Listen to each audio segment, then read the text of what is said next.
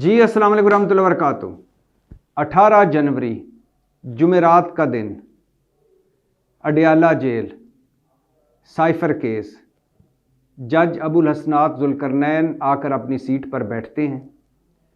इमरान खान और शाह महमूद कुरैशी के वकला आते हैं। इमरान खान और शाह महमूद कुरैशी के ख़ानदान के लोग आकर बैठते हैं।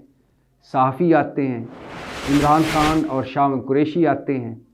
और फिर साइफर का 15वां गवाह, साइफर केस का मरकज़ी गवाह, इमरान खान का लाडला, कल तक इमरान खान की आँख, हाथ, कान, जिसके बारे में इमरान खान कहा करते थे ये बड़ा ज़हीन आदमी है, ये बड़ा ईमानदार आदमी है।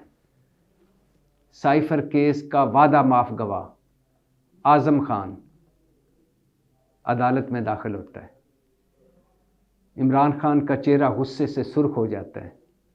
इमरान खान आज़म खान को देखकर कहते हैं, जज साहब को मुखातब करके, जज अबुल हसनात जुल्करनैन को मुखातब करके, कि इससे गवाही तब लीजिएगा जब कुरान पर यह हलफ दे ले, कुरान पर हाथ रख कर इससे गवाही लीजिएगा।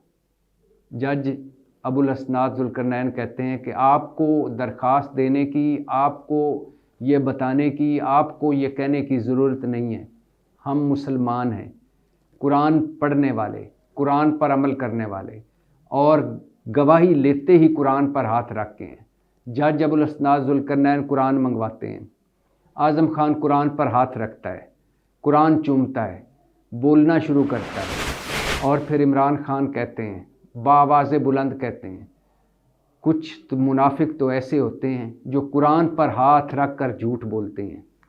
इसी दौरान जज अबुल हसनात जुल्करनैन आज़म खान को कहते हैं, आप बाआवाज़ बुलंद कहें कि आप हलफ दें, झूठी गवाही देने वाले पर अल्लाह नाराज़ हो। जब जज ये कहते हैं तो बुशरा बीबी जो अदालत में बैठी होती हैं बाआवाज़ बुलंद कहती हैं, अल्लाह नाराज़ हो और अल्लाह का अज़ाब हो। और फिर आज़म खान गवाही देना शुरू कर देते हैं। आज़म खान क्या कहते हैं आपको पता है, वो मजिस्ट्रेट के सामने भी कह चुके हैं, FIA के सामने भी बयान दे चुके हैं। आज़म खान अचानक गायब हो जाते हैं, 1 महीना गायब रहते हैं नामालूम मकाम पर, और फिर आते हैं और इमरान खान के ख़िलाफ़ वादा माफ़ गवाह बन जाते हैं। और फिर आज़म खान की कहानी आप सब जान चुके हैं। मेन पॉइंट क्या है? वो कहते हैं कि मैंने इमरान खान को कहा था कि साइफर खुफिया डॉक्यूमेंट है, इसे आप अपने मकसद के लिए इस्तेमाल ना करें, सियासी मकसद के लिए इस्तेमाल ना करें, ये मुल्क की सलामती वाला मामला है। लेकिन इमरान खान नहीं माने और साइफर की कापी इमरान खान ने गुम कर दी है। और फिर आज़म खान बताते हैं किस तरह बनी गाला की मीटिंग हुई, किस तरह हमने साइफर को डिकोड किया, किस तरह इमरान खान साइफर देखकर और साइफर के जो लिखा हुआ था वो सुनकर खुश हुए। किस तरह इमरान खान ने कहा कि हम अब इस पर अपना बयानिया बनाएंगे कि अमेरिका, पाकिस्तानी इस्टेब्लिशमेंट और अपोजिशन हुकूमत बदलना चाहती है, तरीक़े अदम एतमाद लाना चाहती है, रजीम चेंज करना चाहती है। किस तरह फिर हम ये साइफर को वफाकी काबीना के इजलास में ले गए, किस तरह फिर साइफर को हम कौमी सलामती इजलास में ले गए, किस तरह फिर हमने अमरीकी सफ़ीर को बुलाकर उस इhtजाज किया साइफर पर। सारा कुछ आपको पता है और सब कुछ आज़म खान ने बताया। 15वें गवाह थे आज़म खान गुज़श्ता रोज़ जब अडयाला जेल में साइफर की समाअत हुई। अब साइफर 22 जनवरी तक मुलतवी हो गया है, अगली समाअत 22 जनवरी को होगी। लेकिन मैं अक्सर कहता था, मेरा ख्याल था कि साइफर इमरान खान पर और शाह महमूद कुरैशी पर बड़ा संगीन केस है। क्यों? क्योंकि ये ऑफिशियल सीक्रेट एक्ट 1923 के तहत दर्ज हुआ है। क्यों? क्योंकि इसमें दफ़ा 5, दफ़ा 9, दफ़ा 34 जैसी संगीन दफ़ात लगाई गई हैं। क्यों? क्योंकि इसमें इमरान खान की एक ऑडियो भी है जिसमें वो कह रहे होते हैं आज़म खान को कि लेट्स प्ले ऑन इट, इस पर खेलते हैं साइफर पर। क्यों ये संगीन केस है? क्योंकि इसमें 28 गवाह हैं जिनमें मरकज़ी गवाह इमरान खान के प्रिंसिपल सेक्रेटरी आज़म खान हैं।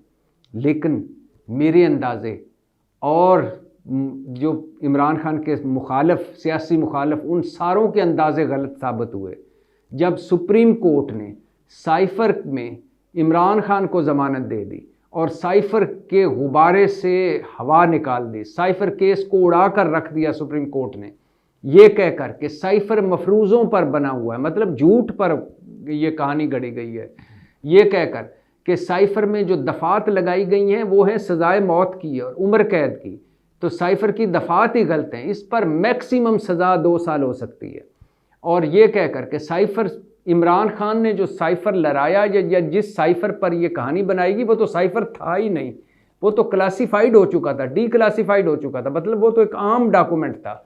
और ये कहकर सुप्रीम कोर्ट ने इस गुब्बारे से हवा निकाल दी कि साइफर से ना किसी मुल्क से हमारे तल्लुकात ख़राब हुए, ना किसी मुल्क को नुकसान हुआ, ना किसी मुल्क को फ़ायदा हुआ।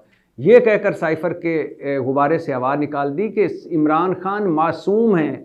जैसे अतरमिनल्लाह ने लफ्ज़ मासूम इस्तेमाल किया तो मुस्लिम लीग नून और पीडीएम की सारी जमातों के तन बदन में आग लग गई। 9 प्रेस कॉन्फ्रेंसें की मासूम पर, और वो जैसे अतरमिनल्लाह जो पीडीएम के फेवरेट जज थे, जो मुस्लिम लीग नून के फेवरेट जज थे, उनको आड़े हाथों लिया मुस्लिम लीग नून ने और पीडीएम की जमातों ने, और कहा कि, और जस्टिस अतरमिनल्लाह को मिला दिया जस्टिस बंदियाल के साथ कि गुड टू सी यू कहने से मासूम तक, दहशतगर्द को गुड टू सी यू कहा पहले जजेस ने कहा और अब मासूम कहा जा रहा है।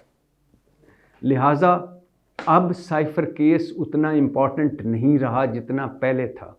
हमारा ख्याल था कि ये बड़ा संगीन केस है, लेकिन सुप्रीम कोर्ट के फैसले के बाद अब अगर नीचे जज अबुल असनाद ज़ुल्करनैन सज़ा दे भी देते हैं तो सुप्रीम कोर्ट में आकर, सुप्रीम कोर्ट की सतह पर आकर ये सज़ा ख़त्म भी हो सकती है, क्योंकि अभी जो साइफर केस में ज़मानत दी और ज़मानत में जो फ़ैसला लिखा है उसके मुताबिक साइफर केस से हवा निकल गई है।